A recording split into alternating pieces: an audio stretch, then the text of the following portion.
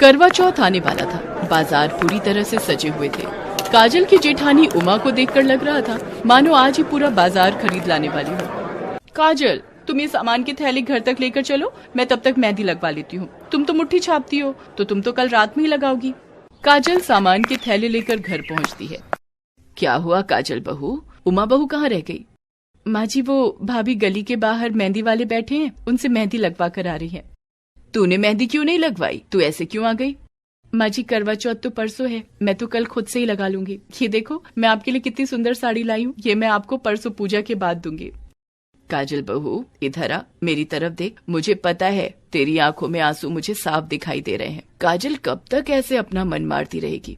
तभी उमा आ जाती है। माँ जी, ये देखो कितनी सुंदर मेहंदी लगवाई है मैंने। पूरे 700 रुपए दोनों हाथों पर कलाई के ऊपर तक लगवाने के मांग रहा था, मैंने तो 500 ही पकड़ाए। उमा, तुमने काजल को मेहंदी क्यों नहीं लगवानी थी? माँ जी, काजल तो मुट्ठी छाप लेती है। अभी तीजों का त्योहार गया था, फिर रक्षाबंधन में भी काजल ने मुट्ठी ही तो छापी थी। और वैसे भी काजल का तो रंग इतना काला है, हाथों में मेहंदी लगी हुई होगी तो भी काले रंग से मिलकर छुप जाएगी। हाँ उमा, तुम बहुत बोलने लगी हो। क्या हुआ अगर काजल बहू का रंग काला है तो? उसके मन को देखो, वो तुम्हारी कितनी इज्जत करती है। तो मैं कौन सा इसका अनादर कर रही हूँ? अब काली को गोरी बोलने से काजल का रंग गोरा नहीं हो जाएगा, ये बात तो आप भी जानती हो माँ जी। पिछले 3 साल से देवर जी का स्वभाव देख रही हो, कितना चिड़चिड़ा हो गया है। उनकी पसंद की लड़की से जिससे वो प्यार करते थे आपने शादी नहीं होने दी। आप ही काजल को पसंद करके लाई थी। आपकी सहेली ने मरते हुए आपसे वचन ले लिया और आप इसे अपने घर की बहू बना कर ले आई। हंसते खेलते देवर जी का चेहरा मुरझाया रहता है। माँ, शाम की चाय मेरे कमरे में ही भिजवा देना, मैं ऑफिस का जरूरी काम कर रहा हूँ। काजल, जा सौरभ को पहले चाय दे आ। ये करवा चौथ का सामान बाद में अलमारी में रख लेना। काजल अभी सौरभ को चाय देने जा ही रही थी कि उसके पापा और बहन करवा चौथ का सामान देने के लिए आ जाते हैं। नमस्ते बहन जी, मैंने सोचा कल बच्चे तैयारियों में व्यस्त हो जाएंगे तो आज ही करवा चौथ दे आते हैं। दीदी, जीजू कहाँ हैं? वो अपने कमरे में है। आंटी, मैं जीजू से मिलकर आऊं?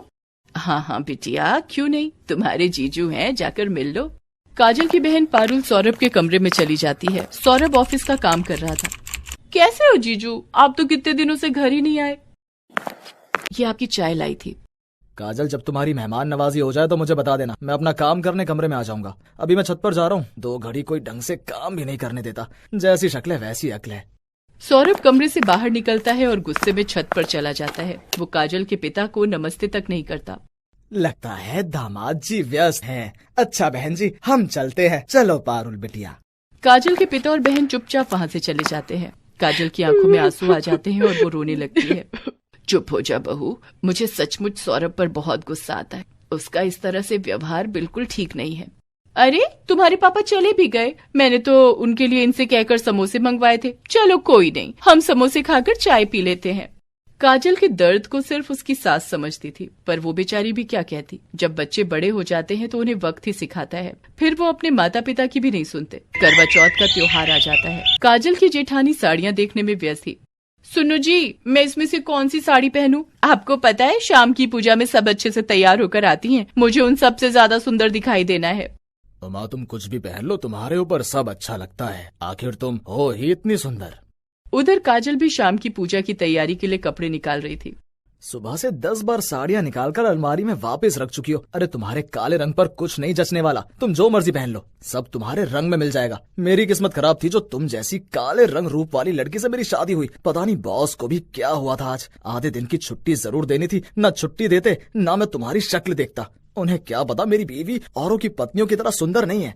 तभी सौरभ के फोन पर उसके बॉस का फोन आता है। Hi, good evening sir.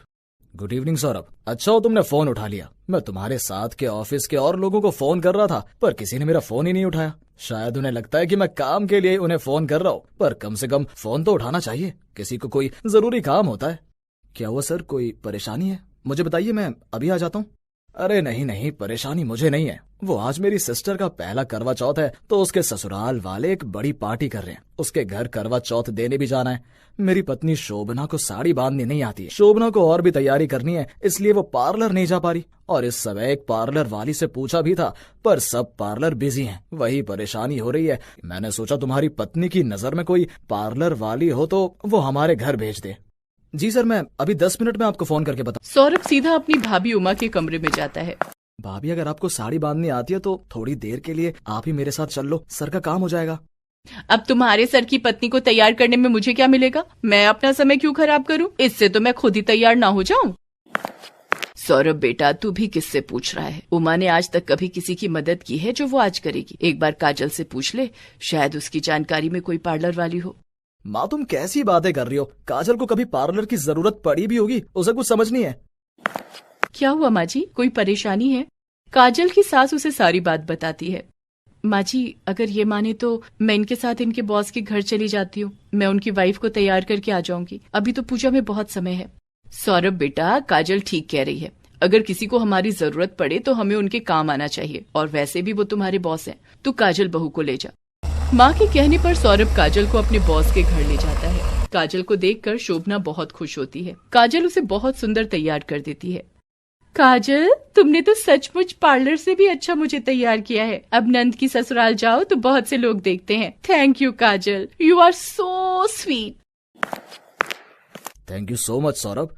काजल जी, आपने तो सचमुच शोभना को बहुत अच्छा तैयार किया है। अब इनके लिए कुछ खाने पीने का इंतजाम करो। सर, मेरा तो आज करवा चौथ का व्रत है। शाम को चंद्रमा देखकर ही मैं पानी पीऊंगी। अरे हाँ, मैं तो भूल ही गया था, आज तो आप दोनों का करवा चौथ का व्रत है। हाँ, फिर भी देखो काजल कितनी हिम्मत करके मेरे लिए यहाँ आई, मुझे तैयार किया। अब घर जाएगी, खुद भी तैयार होगी और पूजा भी करेगी। सचमुच काजल, तुमसे मिलकर बहुत अच्छा लगा। तुम बहुत अच्छी हो। सौरभ जी, आज तो काजल कुछ खा नहीं सकती, लेकिन इस संडे डिनर पर आप दोनों इनवाइट हो। काफी देर तक शोभना और उसके पति काजल और सौरभ के साथ बात करते रहे। काजल भी उनके साथ इतनी घुल मिल गई मानो उनके परिवार का हिस्सा हो। सौरभ का मान सम्मान आज काजल की वजह से और बढ़ गया था। सौरभ मन ही मन बहुत शर्मिंदा था कि जिस पत्नी को रूप रंग के लिए उसने हमेशा अपमानित किया, आज वही पत्नी उसके सम्मान का प्रतीक बनी थी, वही उसके काम आई थी। सौरभ मन ही मन अपने आप से वादा करता है, काजल कितनी अच्छी है, मैंने उसके साथ कितना गलत किया, वो बहुत सुंदर है, ये आज मुझे पता चल गया। काजल घर आती है और 16 श्रृंगार करके तैयार होती है। इतनी देर में सौरभ भी उसके पास आता है। मुझे माफ कर दो काजल, मैं तुम्हारी सुंदरता को पहचान नहीं पाया। मैं सचमुच बहुत भाग्यशाली हूँ कि तुम मुझे मिली। अपने पति का प्यार पाकर काजल बहुत खुश थी। काजल के चेहरे पर आई मुस्कान देखकर उसकी सास बहुत खुश होती है। उसके बाद उमा और काजल दोनों मिलकर चंद्रमा की पूजा करती हैं और अपना करवा चौथ का व्रत पूरा करती हैं।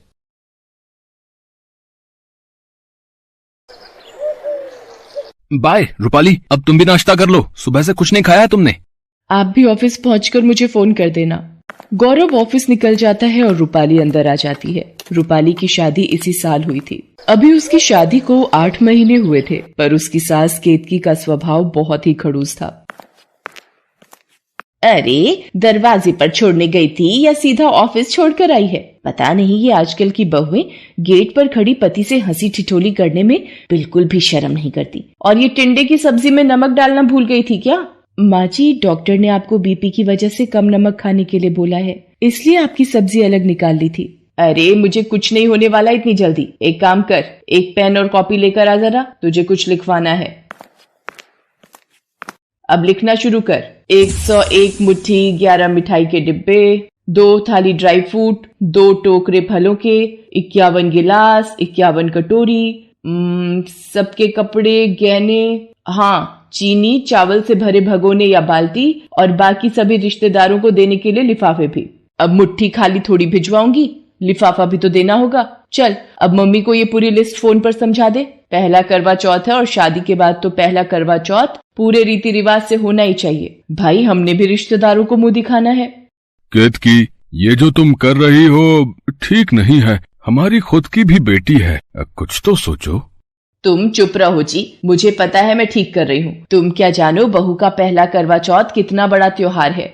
दीनदयाल को पता था केतकी अपने आगे किसी की नहीं चलने देती। रूपाली एक मध्यम वर्गीय परिवार की बेटी थी। उसके पिता एक शोरूम में नौकरी करते थे और भाई अभी 12वीं कक्षा में पढ़ रहा था। रूपाली को पता था उसके पिता पहले ही उसकी शादी के लिए कर्जा ले चुके हैं और अभी भाई के कॉलेज एडमिशन में भी उनके पैसे लगेंगे। उसे समझ नहीं आ रहा था कि वो क्या करे। शाम को जब गौरव ऑफिस से वापस आता है तो वो रूपाली को परेशान देखता है।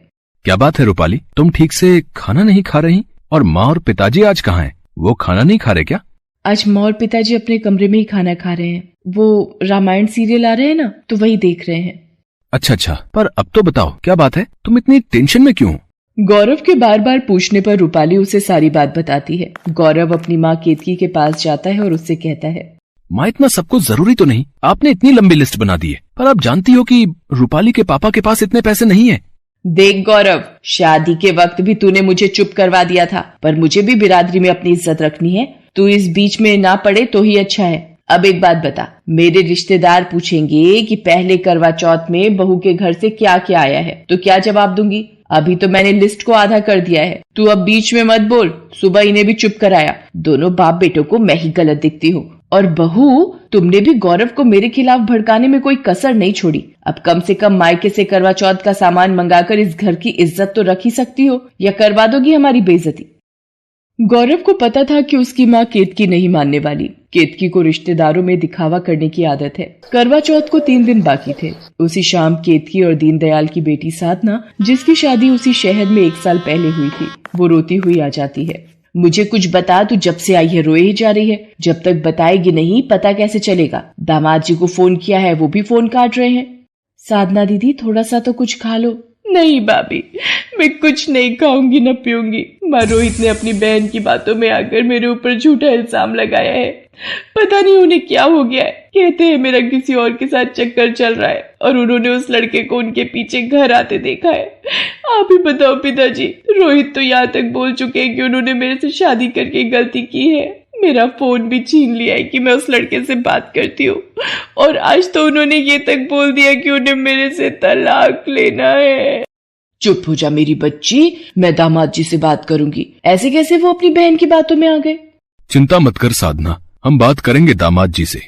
तभी गौरव भी आ जाता है और उसे भी सारी बात का पता चलता है। वो रोहित को फोन करता है। रोहित जी, आप बिना आंखों से देखे साधना पर कैसे इल्जाम लगा सकते हैं? ये तो सरासर अन्याय है। गौरव, थोड़ा धीरे से बात कर, तेरे जीजा हैं वो, वरना बात और बिगड़ जाएगी। पर माँ, ये कैसे साधना पर बिना सोचे समझे? इसका मतलब क्या प्रीति झूठ बोल रही है? मेरी बहन की साधना से कोई जाती दुश्मनी नहीं है। ऊपर से साधना बोल रही है कि प्रीति गलत है। अब जैसे तुम अपनी बहन के खिलाफ नहीं सुन सकते, मैं भी नहीं सुन सकता। रोहित फोन काट देता है। गौरव भी परेशान हो जाता है। घर में सभी का मन खराब था। इसी बीच रूपाली की माँ उसे फोन करती है। रूपाली, जैसा तूने मुझे बताया था वैसा मैंने कोशिश की है कि तेरी सास को बस पसंद आ जाए। कल मैं तेरे पापा के साथ आऊंगी करवा चौथ का सामान देने। ठीक है मम्मी, वैसे साधना दीदी भी यहीं आई हुई हैं, आप उन्हें भी मिल लेना। रूपाली ने अपनी मम्मी को करवा चौथ के सामान के लिए फोन कर दिया था, लेकिन साधना की परेशानी में केतकी का सारा ध्यान साधना में ही लग गया था। रूपाली केतकी से कहती है, माँ जी, सब्जियां और कुछ दालें खत्म हो रही हैं, मैं मार्केट से ले आती हूँ। पिताजी भी अपने दोस्त से मिलने गए हुए हैं, रात तक लौटेंगे। दीदी, आप चलोगी साथ? नहीं रूपाली, मेरा कहीं भी जाने का मन नहीं है, तुम ले आओ। रूपाली बाजार चली जाती है। ये तो साधना दीदी की ननद प्रीति दिखाई पड़ती है, पर इसके साथ ये लड़का कौन है? और ये दोनों तो ऐसा लग रहा है जैसे एक दूसरे को अच्छे से जानते हैं। मुझे ये सब रोहित जी को दिखाना होगा, पर कैसे? हाँ, एक आइडिया है। रूपाली प्रीति और उस लड़के की अपने मोबाइल में फोटोज खींच लेती है और सीधा रोहित के ऑफिस पहुंचती है। भाभी, आप यहाँ? पर मुझे साधना से रिलेटेड कोई बात नहीं करनी। वो मुझे धोखा देकर किसी और से प्यार का चक्कर चला रही है। रोहित जी, पति पत्नी का रिश्ता एक अटूट विश्वास में बंधा होता है। विवाह के वक्त इसी विश्वास की नींव पर पति पत्नी अपने रिश्ते का घरौंदा बनाते हैं। वैसा ही एक घरौंदा आपने और साधना ने बनाया है। इसे टूटने से सिर्फ आप ही बचा सकते हैं। विश्वासघात साधना ने किया है भाभी, मैंने तो हमेशा उससे प्यार किया है। रोहित जी, कभी कभी जो हमें दिखाया जाता है वो सच नहीं होता, ये मानना भी जरूरी है। अब ना जाने प्रीति ने ये झूठ दिखाने के लिए अपना कौन सा सच छुपाया है। ये देखिए रोहित जी, यही लड़का है ना जिसे उस दिन आपने अपने घर से बाहर आते देखा था। ये देखिए। रोहित जब प्रीति के साथ उस लड़के की फोटो देखता है तो उसे सारी बात समझ में आ जाती है और वो घर जाकर प्रीति से सारी सच्चाई उगलवाता है। प्रीति, तुमने अपने आप को बचाने के लिए अपनी भाभी को फंसाया, तो मुझे एक बार उस लड़के के बारे में बता देती, क्या मैं मना कर देता? अगर लड़का अच्छा है तो मैं खुद तुम्हारे लिए उससे बात करता। माँ बाबूजी के जाने के बाद तुम्हारी जिम्मेदारी संभालना मेरा फर्ज है, पर तुमने ये गलत किया। प्रीति, मैं तुम्हें कभी माफ नहीं करूंगा। भैया, मुझे माफ कर दो। मैं डर गई थी कि कहीं आप वैभव को देखकर गुस्सा ना हो जाओ, इसीलिए उस वक्त मुझे जो ठीक लगा मैंने किया। मैंने साधना भाभी से भी माफी मांगी। भैया प्लीज मुझे उनके पास ले चलिए। रोहित साधना से माफी मांगता है और प्रीति भी अपनी गलती के लिए साधना से माफी मांगती है। साधना, आज अगर रूपाली भाभी ना होती तो शायद इस सच से पर्दा कभी नहीं उठता। उन्होंने ही मुझे आज इस सच के बारे में बताया। प्रीति ने जो भी बचपने में आकर गलती की है ये बहुत बड़ी है, फिर भी मैं चाहता हूँ कि तुम इसके लिए मुझे और प्रीति को माफ कर दो। रूपाली भाभी, आपने मेरा घर खराब होने से बचा लिया। आज आपकी वजह से ही मेरी शादीशुदा जिंदगी बिखरने से बच गई। साधना दीदी, ये तो मेरा फर्ज था। अब आप रोना बंद कीजिए। कल करवा चौथ है, हम सब मिलकर इस व्रत को खुशी खुशी रखेंगे। अगले दिन करवा चौथ का व्रत होता है और रूपाली के मायके से उसके माता पिता करवा चौथ देने के लिए आते हैं। आपकी बेटी रूपाली हमारे घर की बहू है, ये हमारा सौभाग्य है। मैं शगुन की मट्ठी और मिठाई जरूर रखूंगी, पर ये गहने और रुपए, ये सब तो मेरी जिद थी। मुझे ये सब कुछ नहीं चाहिए। हमें रूपाली के रूप में हीरा मिल गया जो अनमोल है। केतकी का बदला व्यवहार देखकर गौरव और रूपाली उसके गले लग जाते हैं और फिर रूपाली के मम्मी पापा खुशी खुशी घर लौट जाते हैं। केतकी, आज तुम्हारा ये व्यवहार देखकर मैं बहुत खुश हूँ। इसके बाद केतकी, रूपाली और साधना तीनों मिलकर कथा करती हैं और रात में चांद को अर्घ्य देकर अपना व्रत खोलती हैं। उस दिन सास बहू का करवा चौथ व्रत उनके रिश्ते में प्यार भर देता है।